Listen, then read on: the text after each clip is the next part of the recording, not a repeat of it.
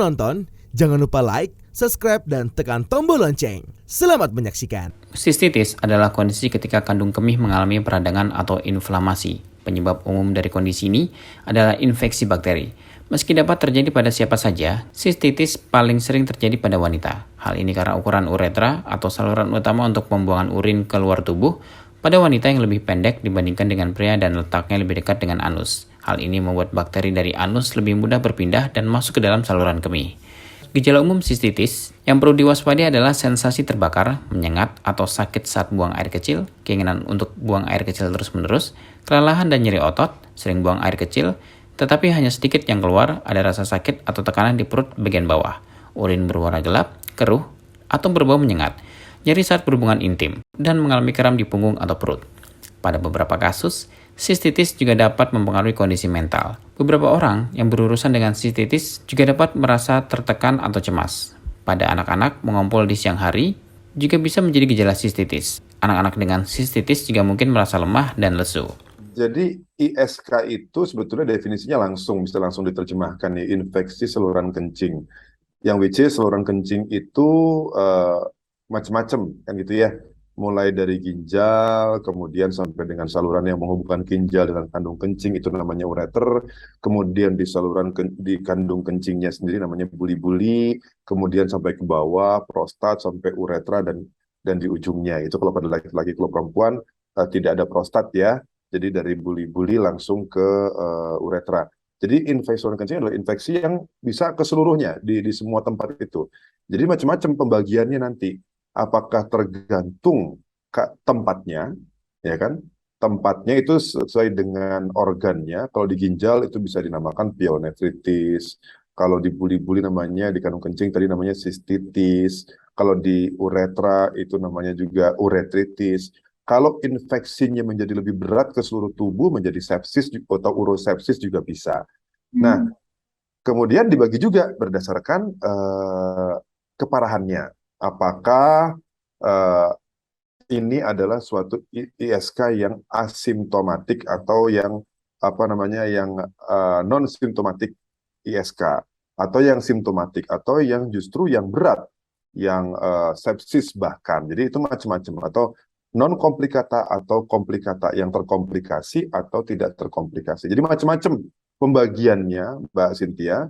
Nah, itu nanti memang tugas kami para ahli urologi untuk menentukan sumbernya dari mana, level keparahannya sampai segimana, kemudian faktor resikonya itu apa aja, dan dengan itu kita akan menentukan pengobatannya harus seperti apa. Karena macam-macam pengobatannya gitu. Jadi tergantung penyebabnya, tergantung tempatnya. Misalkan di ginjal itu pyelonephritis, itu ya infeksi bakteria.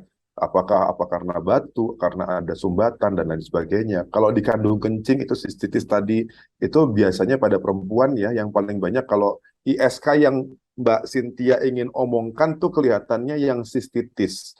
Karena itu biasanya memang ISK yang banyak dialami oleh para wanita. Jadi infeksinya ada di kandung kencing lebih tepatnya.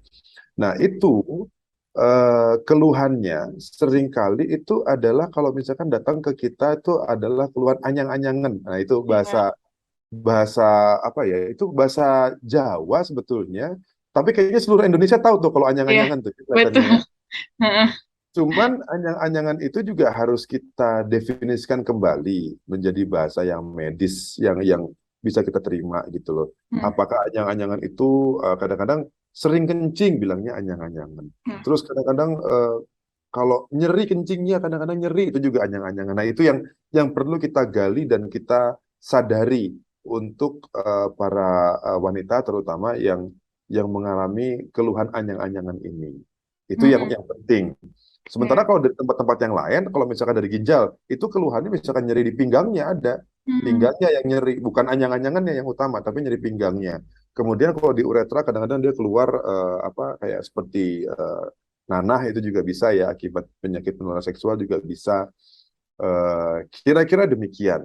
Kalau infeksinya sampai berat, sampai tadi yang saya bilang sepsis, bahkan sistemik ke seluruh tubuh bakterinya menyebar, itu keluhannya bukan cuma lokal, bukan anyang-anyangan, bukan sakit waktu kencing, tapi bahkan sampai demam. menimbulkan demam yang tinggi, jantungnya berdebar lebih kencang, bukan karena melihat orang yang dicintai gitu ya, tapi jantungnya, heart rate-nya jadi tinggi, nafasnya jadi tinggi. Itu kalau sudah sampai dengan sepsis, kira-kira begitu. Pengobatan untuk sistitis akan tergantung pada penyebabnya. Jika disebabkan oleh infeksi bakteri, dokter biasanya akan meresepkan antibiotik. Sistitis biasanya mulai membaik dalam 1-2 hari. Namun, pastikan untuk meminum semua obat sesuai petunjuk. Berapa lama kamu perlu meminumnya tergantung pada kondisi yang dialami.